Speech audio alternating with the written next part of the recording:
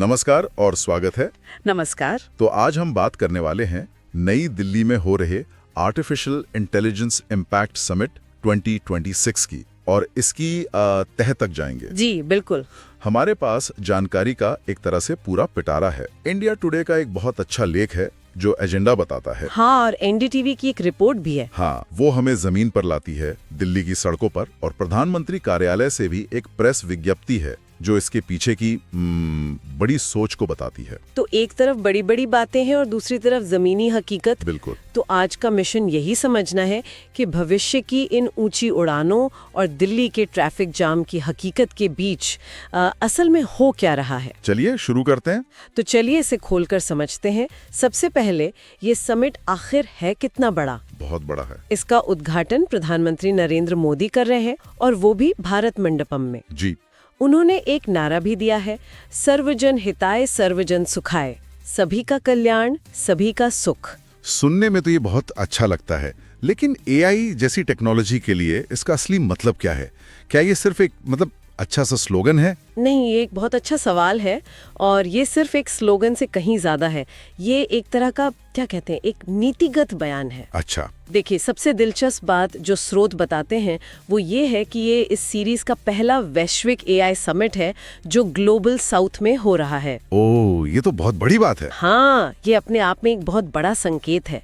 इसका मतलब है कि एआई पर जो भी बातचीत होगी वो अब सिर्फ सिलिकॉन वैली या यूरोप के कुछ शहरों तक ही सीमित नहीं रहेगी। तो भारत एक तरह से कह रहा है कि हम भी इस टेबल पर हैं। बिल्कुल।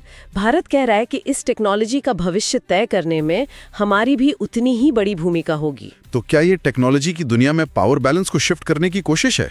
इशारा करती है। वो कहते हैं कि भारत के 1.4 अरब लोग, हमारा डिजिटल इंफ्रास्ट्रक्चर, जैसे यूपीआई, आधार, जी, और हमारा जो ये वाइब्रेंट स्टार्टअप इकोसिस्टम है, ये सब मिलकर हमें एआई की इस दौड़ में एक बहुत मजबूत दावेदार बनाते हैं। तो सर्वजन हिताय का मतलब यहाँ पे ये हुआ कि एआई को सिर्फ मुनाफा कमाने वाली मशीन की तरह नहीं देखा जा रहा? बिल्कुल, बल्कि एक ऐसे टूल की तरह देख रहे हैं जिससे समाज के बड़े हिस्से का भला हो सके, समावेशी विकास हो। ठीक है, ये तो हुई बड़ी सोच और विजन की बात, लेकिन अक्सर ऐसे बड़े आयोजनों में बातें तो बहुत होती हैं, जमीन पर असर कम दिखता है। क्या यहाँ भी ऐसा ही है? देखिए, यहीं पर इंडिया एआई इम्पैक्ट एक्सपो की भूमिका सामने आती है। ये सिर्फ भाषणों का मंच नहीं है। अच्छा, मतलब एक्शन भी है? हाँ, एक्शन भी है। यहाँ 300 से ज्यादा प्रदर्शनी पैविलियन है, 600 से ज्यादा स्टार्टअप्स हैं और 13 देशों के अपने पैविलियन हैं। वाह। तो ये एआई को सिर्फ सुनने के बारे में नहीं है, बल्कि उसे काम करते हुए देखने के बारे में है। ये दिखाता है कि भारत सिर्फ चर्चा नहीं करना चाहता, बल्कि एक पूरा इकोसिस्टम बना रहा है। जी, जहां आइडियाज को असलियत में बदला जा सके। अब आते हैं उस हिस्से पर जो मुझे सबसे दिलचस्प लगा, कि समिट के पहले दिन किन विषयों पर बात होगी। और लिस्ट देखकर मैं सच कहूं तो थोड़ा हैरान हुआ। क्यों? क्योंकि इसमें ऐसी चीजें हैं जिनके बारे में हम आमतौर पर एआई से जोड़कर नहीं सोचते।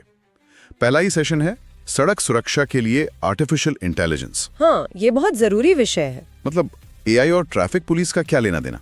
ये काम कैसे करता होगा? ये एक बेहतरीन उदाहरण है कि एआई को जमीनी समस्याओं से कैसे जोड़ा जा सकता है। सोचिए, एआई का जो मूल काम है वो है पैटर्न को पहचानना। ठीक है। तो ये शहरों के ट्रैफिक डेटा, एक्सीडेंट के पुराने रिकॉर्ड्स, सड़क की डिजाइन, यहाँ तक कि मौसम का हाल, इन सबको एक साथ मिलाकर विश्लेषण कर सकता है। तो ये बता सकता है कि कहाँ पर एक्सीडेंट होने की संभावना ज्यादा है? बिल्कुल। ये बता सकता है कि किस चौराहे पर दिन के किस समय किस तरह के हादसे होने की सबसे ज्यादा संभावना है। एक तरह से ये हादसों की भविष्यवाणी करने जैसा है। वाह, मतलब ये एक तरह से हादसों का क्राइम पेट्रोल है जो होने से पहले ही बता दे कि कहाँ गड़बड़ हो सकती है। आप ऐसा कह सकती हैं। ये सिर्फ हादसा होने के बाद एक्शन लेने के बजाय उसे होने से रोकने पर ध्यान केंद्रित करता है। ये तो कमाल है। और ये सिर्फ एक उदाहरण है। एक और बहुत बड़ा सेशन है सीखने और काम करने के भविष्य पर। अच्छा, नौकरियां? ये वो मौजू है जिसको लेकर हर कोई थोड़ा डरा हुआ है। हाँ, क्या एआई हमारी नौकरियां खा जाएगा? हाँ, ये तो सबसे बड़ा सवाल है। क्या इस पर कोई सीधी बात होने वाली है? सूत्र तो यही बताते हैं कि इस पर खुलकर बात होगी। ये माना जा रहा है कि हाँ, कुछ रूटीन काम जो है, जो बार बार दोहराए जाते हैं, की है। रीस्किलिंग मतलब नई स्किल्स सिखाना। जी, आज जो लोग काम कर रहे हैं उन्हें भविष्य की नौकरियों के लिए नए कौशल कैसे सिखाए जाएं, ये भारत के लिए मतलब अरबों डॉलर का सवाल है। और इस पर गंभीर चर्चा होनी है। ठीक है, नौकरियां और सड़क सुरक्षा ये तो समझ में आता है, लेकिन एजेंडे में एक और चीज है जिसने मेरा ध्यान खींचा, भारत की न्यायिक व्यवस्था में एआई का इस्तेमाल। हाँ, ये भी एक बहुत बड़ा क्षेत्र है। ये सुनकर तो मेरे दिमाग में साइंस फिक्शन फिल्में घूमने लगती हैं। क्या इसका मतलब ये है कि भविष्य में जज की जगह कोई रोबोट बैठा होगा? ये तो थोड़ा डरावना लगता है। नहीं, अभी हम रोबोट जजों की बात नहीं कर रहे हैं। अच्छा। अभी इसका रोल एक बहुत ही काबिल असिस्टेंट का है। सोचिए, हमारे देश में करोड़ों केस पेंडिंग हैं। हाँ, ये तो एक बहुत बड़ी समस्या है। एक जज को किसी फैसले पर पहुंचने से पहले हजारों पन्नों के दस्तावेज और पुराने केसों के हवाले पढ़ने पड़ते हैं। एआई ये काम मिनटों में कर सकता है। वो किसी खास केस से मिलते जुलते पिछले 500 केसों का विश्लेषण करके जज के सामने रख सकता है। तो ये सिर्फ अदालती कार्रवाई को तेज करने के बारे में नहीं है? बिल्कुल नहीं, यहीं पर इसका गहरा असर छिपा है। सोचिए, अगर एआई पिछले हजारों फैसलों का विश्लेषण करके किसी जज को ये बता सके कि मिलते जुलते मामलों में क्या ट्रेंड रहा है, तो क्या इससे फैसलों में एक रूपता नहीं आएगी? ये तो बहुत गहरी बात है। क्या ये न्याय की परिभाषा को ही बदल सकता है, जहां ये व्यक्तिगत विवेक से ज्यादा डेटा आधारित हो जाए? ये एक बहुत बड़ा वैचारिक बदलाव है। जी, ये सिर्फ एफिशिएंसी नहीं, बल्कि न्याय के स्वभाव को बदलने की क्षमता रखता है। लेकिन इसका मतलब ये भी है कि अगर डेटा में ही कोई पूर्वाग्रह है, कोई बायस है, तो एआई उसे और बढ़ा सकता है। आपने बिल्कुल सही नस पकड़ी है, और आपका ये सवाल सीधे समिट के एक और बहुत महत्वपूर्ण सेशन से जुड़ता है। कौन सा? सांस्कृतिक रूप से आधारित आर्टिफिशियल इंटेलिजेंस और सामाजिक मानदंड। अच्छा। स्रोत में ये बात साफ तौर पर लिखी है कि कई बार एआई सिस्टम तकनीकी रूप से फेल नहीं होते, बल्कि इसलिए फेल होते हैं क्योंकि वे उन स्थानीय सामाजिक मानदंडों को नजरअंदाज कर देते हैं जहां उन्हें लागू किया जा रहा है। इसका कोई उदाहरण दे सकते हैं? मतलब ये सुनने में थोड़ा एकेडमिक सा लगता है। जरूर। मान लीजिए आपने एक हेल्थ केयर एआई बनाया जो पश्चिमी देशों के डेटा पर ट्रेन हुआ है। ठीक है। वो लोगों को ज्यादा प्रोटीन के लिए रेड मीट या अंडे खाने की सलाह दे सकता है। अब उसी एआई को अगर आप भारत के एक बड़े शाकाहारी समुदाय में लागू करेंगे तो उसकी सलाह पूरी तरह से बेकार हो जाएगी और सांस्कृतिक रूप से अनुपयुक्त भी होगी। तकनीक फेल नहीं हुई, उसकी समझ फेल हो गई। समझ गया। और यही सांस्कृतिक समझ का सवाल कृषि जैसे क्षेत्र में तो और भी जरूरी हो जाता होगा। उस पर भी एक सेशन है ना? हाँ, स्मार्ट और लचीली कृषि पर। अच्छा, तो आप कह रहे हैं कि जो एआई पंजाब के किसान के लिए काम करेगा, जरूरी नहीं कि वो तमिलनाडु के किसान के लिए भी काम करे। बिल्कुल, क्योंकि वहाँ की मिट्टी, मौसम, फसलें, पानी की उपलब्धता, बाजार की मांग सब कुछ अलग है। स्मार्ट कृषि का मतलब ही ये है कि एआई को इतना स्मार्ट होना होगा कि वो इन स्थानीय विभिन्नताओं को समझे। ये एक साइज सब पर फिट वाली टेक्नोलॉजी नहीं हो सकती। नहीं हो सकती, इसे हर जगह के हिसाब से ढलना होगा। तो हमने भविष्य की एक कमाल की तस्वीर देखी है। एआई जो हमारी सड़कों को सुरक्षित बना रहा है, न्याय व्यवस्था में मदद कर रहा है, किसानों को स्मार्ट बना रहा है। ये सब सुनने में बहुत अच्छा लगता है। हाँ, विजन तो बहुत बड़ा है। लेकिन इस भविष्य की नींव रखने के लिए आज दिल्ली को क्या कीमत चुकानी पड़ रही है? यहीं पर एनडीटीवी की रिपोर्ट हमें आसमान से सीधे जमीन पर ले आती है। हाँ, और जमीनी हकीकत काफी उलझी हुई है।